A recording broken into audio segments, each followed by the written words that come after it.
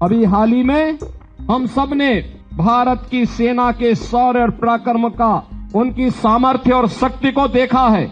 Operation सिंदूर के अंदर हमारे जवानों ने जिन अस्त्र शस्त्रों का प्रयोग किया था, जो मिसाइल, जो ड्रोन इस्तेमाल हुए थे, ये स्वदेशी हैं। आपकी आवाज को सुनने आ रही है प्रभात खबर इलेक्शन एक्सप्रेस। देखते रहिए प्रभात खबर इलेक्शन एक्सप्रेस। देश की स्वतंत्रता राष्ट्रपिता महात्मा गांधी और देश के उन महान क्रांतिकारियों, स्वाधीनता संग्राम सेनानियों के संघर्ष की देन है, जिन्होंने देश के अंदर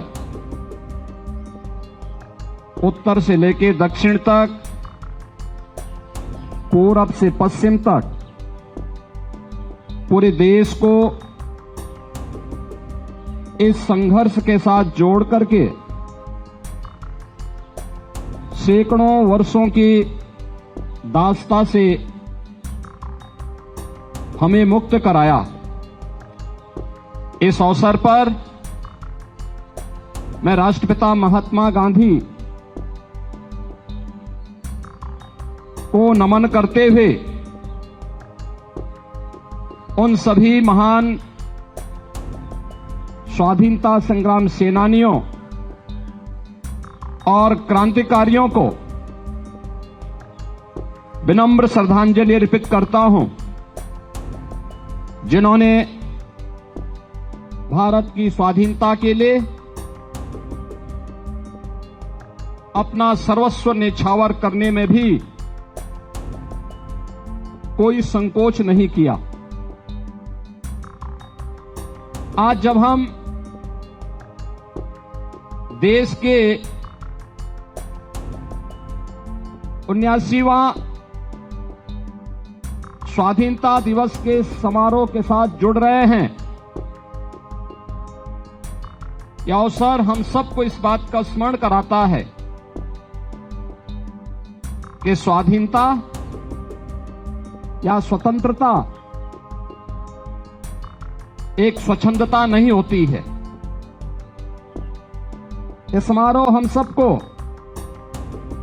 हमारे राष्ट्रीय कर्तव्यों के प्रति एहसास कराने का एक संकल्प हम सभी को प्रदान करता है। जब भारत के उत्तर प्रदेश के हर नागरिक के मन में अपने राष्ट्रीय कर्तव्यों के प्रति एक स्वर में, एक भाव के साथ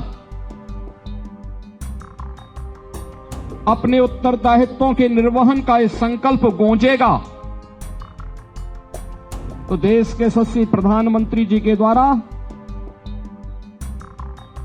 देश की स्वाधीनता के शताब्दी महोत्सव के अवसर का जो संकल्प है विकसित भारत का, वह संकल्प साकार रूप में, मूर्त रूप में हम सबको दिखाई देगा।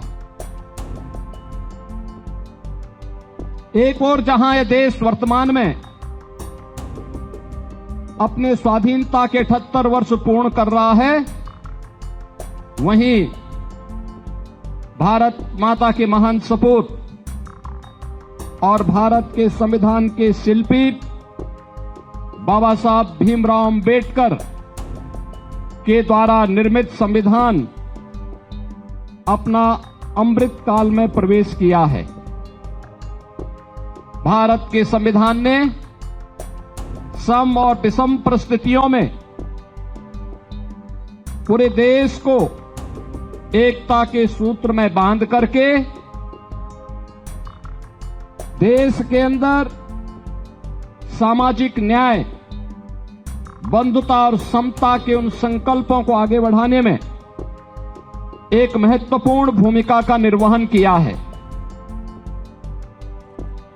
आज का यह अवसर हमारे सामने देश की आजादी के बाद देश की सीमाओं की सुरक्षा करने वाले और देश के अंदर आंतरिक सुरक्षा की बेहतर स्थिति को बनाने वाले उन सभी ज्ञात अज्ञात जवानों के प्रति विनम्र श्रद्धांजलि अर्पित करने का भी यह अवसर है। अभी हाल ही में हम सब ने भारत की सेना के शौर्य और पराक्रम का, उनकी सामर्थ्य और शक्ति को देखा है जब ऑपरेशन सिंदूर के दौरान इस पूरे ऑपरेशन को सफल क्रियान्वयन के माध्यम से दुनिया को भारत के सामर्थ्य से,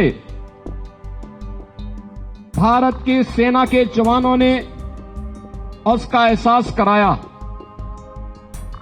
पूरा भारतवासी इस बात का एहसास करता है कि ऑपरेशन सिंदूर इस मायने में कुछ अलग है, क्योंकि ऑपरेशन सिंदूर के अंदर हमारे जवानों ने जिन अस्त्र शस्त्रों का प्रयोग किया था, जो मिसाइल, जो ड्रोन इस्तेमाल हुए थे, ये स्वदेशी हैं।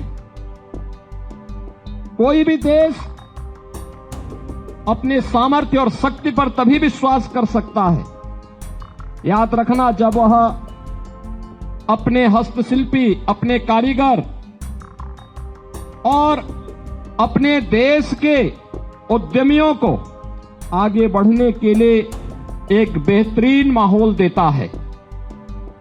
देश के अंदर आंतरिक सुरक्षा को बनाए रखने के लिए सिविल पुलिस और उससे जुड़े हुए संगठनों की एक बड़ी भूमिका होती है।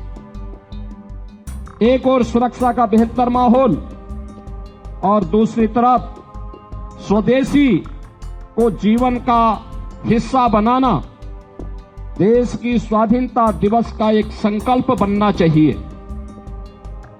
उत्तर प्रदेश में वन डिस्ट्रिक्ट वन प्रोडक्ट के माध्यम से स्थानीय उत्पाद को आगे बढ़ाने, उसकी ब्रांडिंग करने, उसे मार्केट से लिंक करने, उसको नई डिजाइन, नई तकनीक, पैकेजिंग के साथ न केवल उत्तर प्रदेश बल्कि देश और दुनिया के मार्केट तक पहुंचाने के लिए जो कार्यक्रम चला, वह प्रधानमंत्री जी के वोकल फॉर लोकल के उस अभियान को एक नई ऊंचाई प्रदान करता है।